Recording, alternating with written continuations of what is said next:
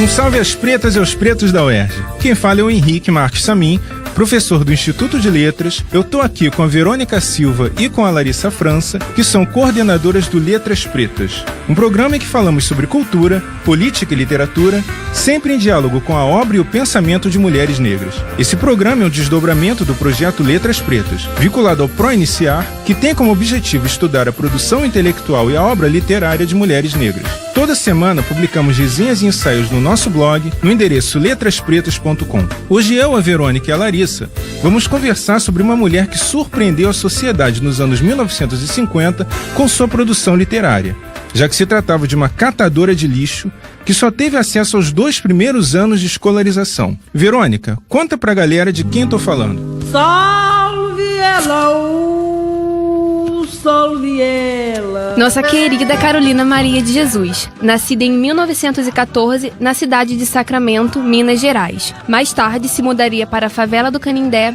São Paulo. Ela era catadora de lixo e registrava o cotidiano da comunidade em cadernos que encontrava no lixo. Somava mais de 20 cadernos, que continha poesia, contos, além dos relatos. Carolina era mãe solo de 3 filhos, Vera Eunice, João José e José Carlos.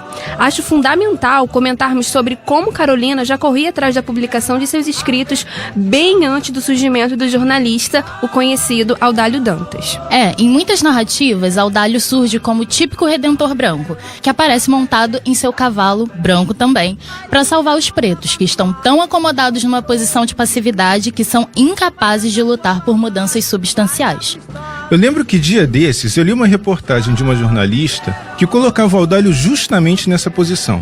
Ele escreveu algo como o jornalista que descobriu a escritora Carolina Maria de Jesus, tirando todo o protagonismo de Carolina na sua própria história e desconsiderando todas as tantas vezes em que ela bateu na porta de editoras para apresentar seu trabalho e declamar suas poesias. A gente não quer tirar aqui a importância que o Audálio Dantas tem na trajetória da Carolina Maria de Jesus. O que a gente quer é colocar a Carolina na posição que lhe é devida, de quem chegou onde chegou, porque além de ter uma produção literária riquíssima, batalhou por um espaço em um meio masculino e branco.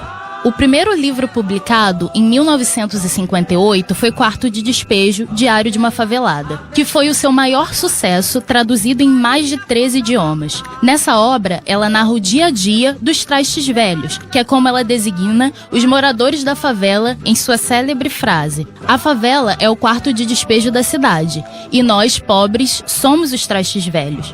Acho sempre importante apontar essa construção metafórica da favela como um quarto de despejo e quão cruel ela chega até nós leitores. E aí vocês podem estar se perguntando o porquê dessa relevância, né?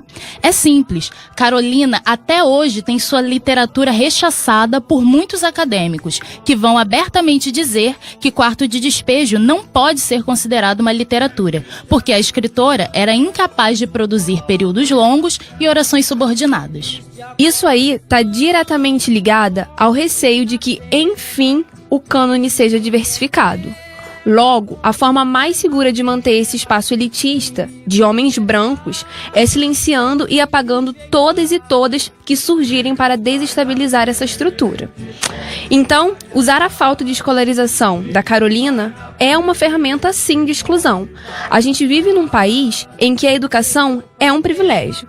Privilégio que não foi proporcionado a Carolina, mas que ainda assim foi capaz de construir imagens metafóricas fortíssimas e de uma sensibilidade singular. Exato. A gente também não pode esquecer todo o cunho racista e misógino desse discurso. Quando se pensa no cânone, na existência de um cânone universal, a gente está falando de uma produção de pessoas brancas, já que elas são tidas como seres universais. E pensar na Carolina alcançando esse patamar, enquanto mulher e negra, é reconhecer que ela é a própria mudança, que ela está contribuindo diretamente para a diversificação desse cânone. Verdade seja dita, privilegiado não quer perder privilégios. Essa questão do elitismo, racismo e misoginia pode ser uma boa justificativa para o fato de apenas Quarto de Despejo ter tido grande sucesso, né? Quando ela surgiu socialmente, ela foi absolutamente objetificada, despertando uma espécie de curiosidade na classe média. Olhe isso, uma preta favelada que escreve.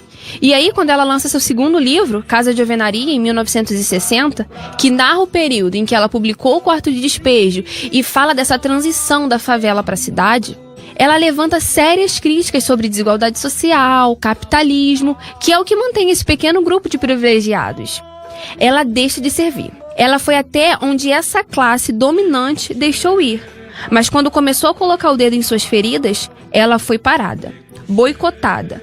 Não à toa que no fim da vida ela voltou a catar lixo. Vocês falando sobre as denúncias feitas por ela, só consigo pensar na imagem de A Fome é Amarela, em que ela diz que quando está com fome, tudo é amarelo, mas quando se alimenta, tudo ganha cor novamente.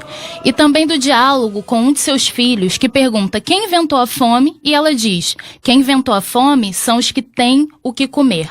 Acho que tudo isso chega com um impacto muito forte em mim, porque é uma narração em primeira pessoa. Ela fala de seu viver e tudo ganha dimensões, ainda maiores quando lembro que, passado no mínimo 50 anos, a fome ainda é uma realidade brasileira e mundial. Além de tudo isso, a gente percebe o descontentamento de Carolina pela repressão que sofria de Audálio. Como você acha que isso se manifesta na obra dela, Henrique? Os momentos em que isso fica mais evidente é quando ela manifesta o seu desejo de cantar e ele desconsidera. Muitos, inclusive, nem sabem que a Carolina compôs músicas, que sua produção foi muito além das narrações sobre o cotidiano da favela do Canindé. Por isso, esse último livro publicado, Meu Sonho é Escrever, que reúne textos inéditos que vão da poesia ao conto, nos reafirma o ecletismo literário caroliniano, uma capacidade de caminhar pelos diferentes gêneros, características de grandes literatas. Ela deixa de ser só a mulher que escreveu um diário, gênero bastante menosprezado academicamente, para se tornar a mulher que também produziu rima, ritmo, métrica e tudo encadeado em uma sensibilidade única, de quem teve uma vida de muita luta e garra. Quem vai dizer que Carolina não é uma das grandes escritoras brasileiras? Quem vai dizer que Carolina é a narradora de sua própria história? Bom, a gente vai ter que encerrar nosso papo por aqui, por conta do tempo. Vamos deixar então nossas palavras finais? Verônica. É isso aí, galera. Foi um prazer compartilhar um pouco de Carolina com vocês e até a próxima. Larissa. Muito bom estar com vocês. Leiam Carolina, conheçam sua obra. Até a próxima. Lembrando que semanalmente publicamos resenhas e ensaios no blog letraspretas.com. Um salve às pretas e aos pretos e até o próximo programa Letras Pretas. Locução: Henrique Marques Samin, Verônica Silva e Larissa França. Equipe técnica: Daniel Barros, Gleidson Augustos e Eduardo Sobral.